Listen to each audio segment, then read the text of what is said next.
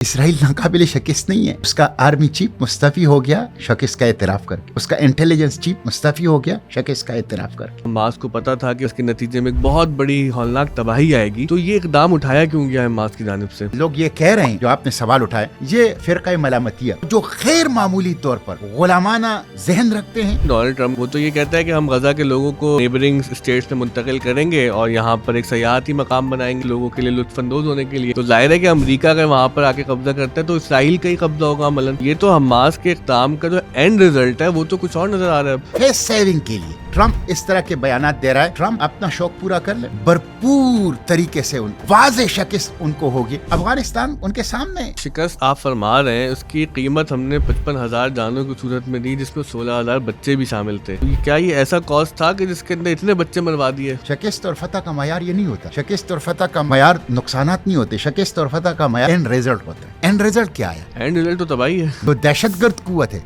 जो काबिज कुव्वत है, उसको घुटने टेकने पर मजबूर करना वियतनामियों ने भी किया। कितना नुकसान हुआ था वियतनामियों को, गैर मामूली नुकसान वियतनामियों का हुआ था, लेकिन अमेरिकियों को शिकस्त हुई। पे हमास के बारे में एक सवाल ये उठाया जाता है कि जो जंग के कवानीन की पाबंदी की, तो जो 7 अक्टूबर का हमला था तो इसराइल में भी बच्चे मारे गए, उनकी खवातीन को गमाली बनाया। तो ये भी क्या मतलब इजाजत है इसके मजहब में कि अगर दूसरी तरफ के बच्चे मार दें उनकी खवातीन को गमाली बना लें? देखिए, मैं आपको एक बात बता दूं कि इसराइल के अंदर कोई सिविलियन नहीं है। इसराइल के हर बालिग फर्द 2 साल की अस्करी ट्रेनिंग ले चुका है। हर बालिग फर्द 18 साल के बाद। आपको पता है इस वक्त इसराइल में जो सबसे बड़ा इशू चल रहा है मुजाहिरों का, वो उनके तौरात के जो उलमा हैं और तौरात के जो उनके तलबा हैं, उनको इस्तिस्ना हासिल था मिलिट्री ट्रेनिंग से। सिर्फ वो एक तबका चल रहा है। और इस जंग के दौरान इसराइल ने कानून पास करके उनकी जो मिलिट्री ट्रेनिंग से इस्तिस्ना था उसको खत्म कर दिया। ऑर्थोडॉक्स ज्यूज है वहाँ के। हाँ, उसके ऊपर जो मुजाहिरे हुए, तो इसराइल में एक तो कोई सिविलियन नहीं है, वो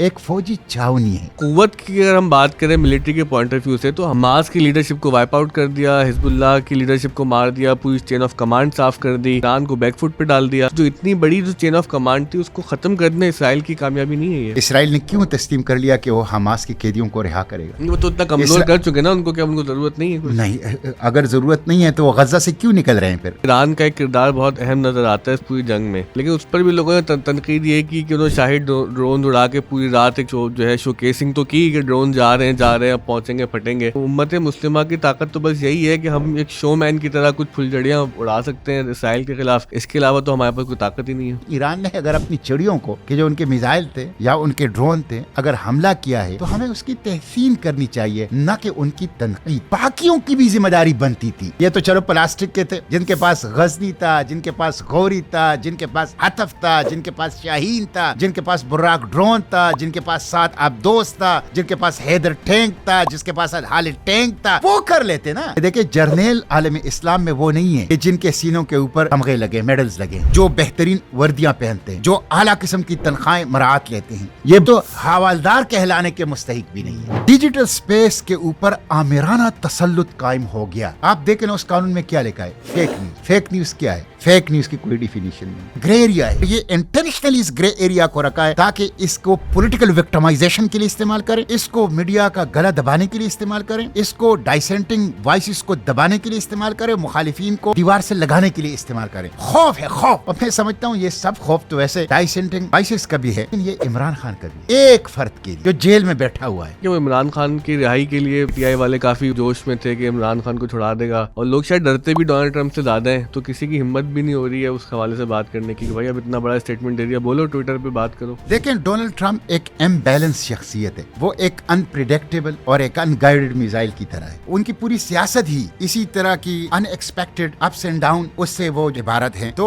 उनसे किसी किस्म की तवक्को वाबस्ता करना मैं समझता हूँ बेवकूफी है। इस्लामाबाद में गैर एलानिया फलस्तीन के लिए एक्टिविटी के ऊपर पाबंदी थी।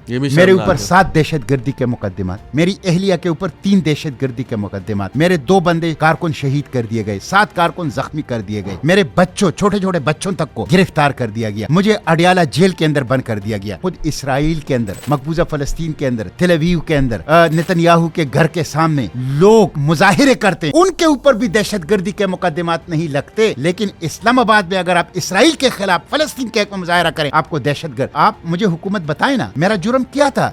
ऑस्ट्रेलिया है, अमेरिका है, कनाडा है, बरतानिया, यूरोप है, कहीं देखें میں اتنے بڑے بڑے مظاہرے ہوئے ہیں فلسطین کے حق میں, حالانکہ وہ تو ظاہر ہے کہ مسلمان معاشرے بھی نہیں ہے. تو یہ جو تضاد ہے ہمارا, ایک بہت ہی کوئی ایبسرڈ سا نہیں ہے. سب سے بڑے سوشل میڈیا اکاؤنٹس جو طاقتور انداز سے غزہ کا ایشو اٹھاتا ہے اسرائیل کے مقابلے میں کھڑ رہے ہیں وہ ویسٹ سے. سب سے طاقتور بائیکاٹ ویسٹ کے اندر ہے اسرائیل کا اور اسرائیلی مصنوعات کا, اور سب سے بڑے جو پروٹیسٹ ہیں, پبلک پروٹیسٹ ہیں, وہ ویسٹ کے اندر ہیں. تو یہ بات بالکل درست ہے کہ غزہ اور فلسطین کی حمایت کا جو سورج ہے وہ مغرب سے طلوع ہوا ہے, مشرق سے نہیں. ڈاکٹر عافیہ کی رہائی یہ میری زندگی کے مقاصد میں سے ایک بہت اہم مقصد ہے. میں نے لوگ تو معاف کر دیے بائیڈن نے جاتے ہوئے, ٹرمپ نے آتے ہی وہ کیپٹل ہل والوں کو معاف کر دیا, ہزاروں میں معافی ہوئی ہے, اس میں ڈاکٹر عافیہ کو بھی معاف کر دیتے. ڈاکٹر عافیہ کی رہائی کی چابی واشنگٹن میں نہیں ہے, ڈاکٹر عافیہ کی رہائی کی چابی اسلام آباد میں اور راولپنڈی میں حکمرانوں کے ایوانوں میں. ہر حکمران ڈاکٹر عافیہ کے گھر گیا ہے, ان کے مرحومہ والدہ ان کے بچوں سے وعدہ کیا تھا حکومت میں آئیں گے, 100 دنوں میں ڈاکٹر عافیہ کو رہا کریں گے. انہوں نے اپنی سیاست کے لیے, انتخابی کیمپین کے لیے, عوام کی ہمدردیاں حاصل کرنے کے لیے ڈاکٹر عافیہ کا نام تو پیش کیا, لیکن اقتدار میں آئے تو ڈاکٹر عافیہ کو بلا دیا. اللہ ان کو معاف نہیں کرے گا. ایسا لگتا ہے کہ جیسے حکمران کراچی کے عوام سے کچھ انتقام لینا چاہتے, کراچی کے عوام کو انسان کم از کم نہیں سمجھتے. یہ اتنے نااہل ہے کہ انتقام پورا بھی نہیں کر پا رہے ہم سے, یہ لیے انسان جا رہے نہیں ہیں. سمجھتے.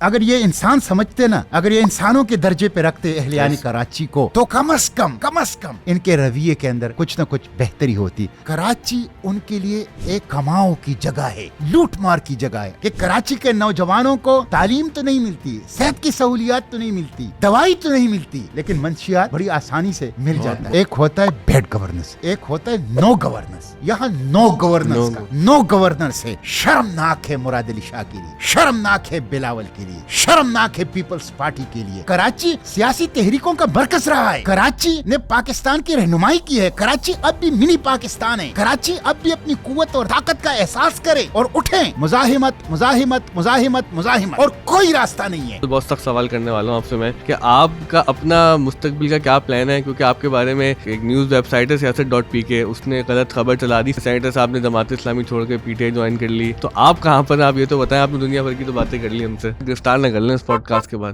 کیونکہ آج تو پتہ ہی نہیں یہی کر سکتے ہیں.